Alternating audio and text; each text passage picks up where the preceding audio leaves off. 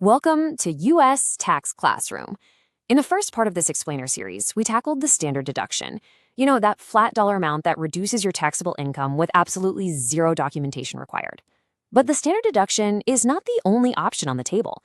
For a lot of taxpayers, you can actually reduce your taxable income even further by itemizing. That means actively listing out your specific qualifying expenses on an IRS form called Schedule A. So today, we're going to explore exactly how you can use this form to keep a lot more of your own hard-earned money. Here is our roadmap for today. First, how itemizing works. Then, we will dive into medical and dental expenses, state and local taxes, home mortgage interest, and finally, our key takeaways. Section 1. How itemizing works. So, Schedule A is the official IRS form used to list out your specific itemized deductions.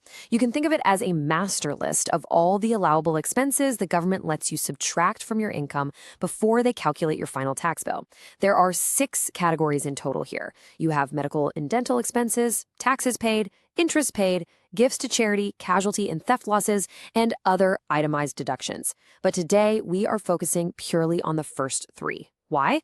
Because these are the absolute heavyweights. These are the most common categories that actually push taxpayers over that standard deduction line. The remaining 3 categories, we'll be covering those in the next explainer. The fundamental rule of itemizing is actually really simple. It is basically just a comparison game. You total up all your specific expenses across these categories, and then you compare that final number to the standard deduction for your specific filing status. Whichever number is larger, that is the one that gets subtracted from your adjusted gross income. Now, itemizing isn't automatic, and for most folks, the standard deduction does win. But for homeowners or those living in high-tax states or people with major medical bills, itemizing can produce a massively larger deduction. Section 2. Medical and dental expenses. The IRS does allow you to deduct unreimbursed medical and dental expenses. We're talking about procedures, prescriptions, and even travel to medical appointments. But there is a huge catch here. It is called the 7.5% AGI floor. Basically, the rule states that the first 7.5% of your adjusted gross income in medical expenses is completely absorbed. It produces absolutely zero deduction. Only the expenses that rise above that invisible threshold line actually count towards your itemized deduction. Let's bring in a real example so you can see exactly how this math works. Meet Lisa. She is a single filer, and her AGI for the year is $60,000. During the year, she had some pretty significant medical expenses, like knee surgery, physical therapy, and prescription meds. Those total bills came out to $8,000. First, we have to calculate Lisa's floor. We take her $60,000 AGI, and we multiply that by 7.5%. That equals $4,500. Next, we figure out her actual deductible amount.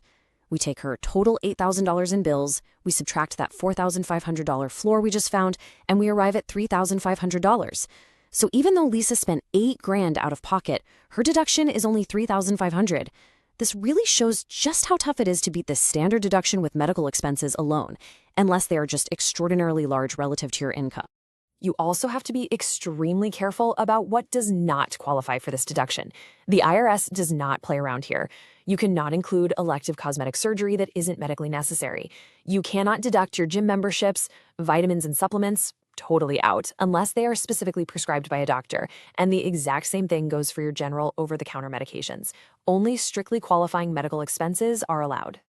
Section 3, State and Local Taxes, commonly known as SALT.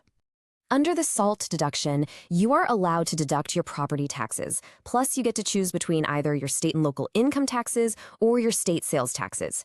Now, most people pick income taxes because that number is usually higher, but if you live in a state with no income tax like Texas or Florida, picking sales tax is a fantastic benefit.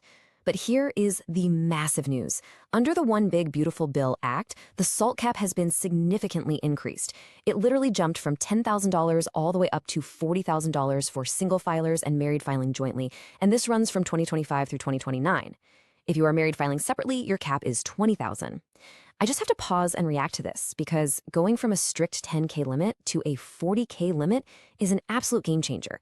It is easily one of the biggest tax changes under this act. Now, there is a phase out to be aware of. If your modified adjusted gross income exceeds $500,000, that cap starts to shrink. But for the vast majority of taxpayers, this new $40,000 ceiling is exactly what applies.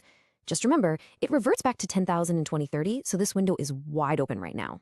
Let's look at some real dollars to see the impact. Take David, for example. He owns a home in a moderately high-tax state. For 2025, David paid $12,000 in state income tax. He also paid $9,000 in property taxes. First, we just total these up. We add his $12,000 income tax to his $9,000 property tax, and we get a total SALT amount of $21,000. Under the old rules, David would have lost $11,000 of this just because of that $10K cap. But because of this incredible new rule change, we compare his $21,000 to the new $40,000 cap. Since he is well below the limit, his entire $21,000 deduction is fully allowed. For someone like David, this strongly tips the scales toward itemizing. Now let's look at a taxpayer in an even higher tax state. Meet Marcus. During the year, Marcus paid $28,000 in state income tax, and he paid $18,000 in property taxes. Let's add those up. $28,000 plus $18,000 brings his total SALT to $46,000. Because his total reaches $46,000, he hits that new ceiling. So Marcus's allowed deduction is capped at exactly $40,000. Sure, he can't deduct that final $6,000, but getting a $40,000 capped deduction is still a massive win. I mean, that $40K alone easily crushes the standard deduction for a single filer, making itemizing an absolute no-brainer for him. Section 4. Home mortgage interest. For most homeowners out there, this is often the single largest itemized deduction they will claim. It is the foundational anchor for Schedule A. But before we run any numbers, you need to know the strict limits. The IRS lets you deduct the interest you pay, but only up to a specific loan balance cap. That cap is $750,000 for single filers, head of household, married filing jointly, and qualifying surviving spouses. And here is a huge update. Under the One Big Beautiful Bill Act, this $750,000 cap has now been made permanent. If you are married filing separately, the limit is exactly half at $375,000. There is also a grandfather clause. For older legacy mortgages taken out before December 16, 2017, the old $1 million limit still applies, or $500,000 if you're married filing separately. And finally, please remember this critical detail. Mortgage insurance premiums, or PMI, are completely off the table. They are not deductible in 2025. So the crucial point here is calculating this correctly based on your loan size. Let's look at Tyler and Sarah. They are married filing jointly, and they bought their home with a $600,000 mortgage. Over the course of the year, the actual interest they paid to the bank was $28,000. First step, we verify their loan balance against the cap. Their $600,000 mortgage is clearly below that permanent $750,000 cap. Because they are under the limit, no reduction is needed at all. Every single penny of their $28,000 in interest paid is fully deductible. But what happens if you buy a more expensive home? Let's use the same couple, Tyler and Sarah, but now imagine they upgraded to a $900,000 mortgage. This year, they paid $42,000 in interest. Because their $900,000 loan is over the $750,000 cap, we have to do some proportional math. Step 1, we divide the $750,000 limit by their actual $900,000 mortgage. That gives us 83.3%. Step 2, we apply that percentage to the interest. We take their $42,000 in interest paid, multiply it by 83.3%, and we arrive at exactly $35,000. So $35,000 is their deductible mortgage interest. And wow, I just have to point out how powerful this is. Tyler and Sarah's mortgage interest alone gives them a $35,000 deduction. That means they already exceed the standard deduction for a married couple before we even look at their state taxes or any other categories. Section 5.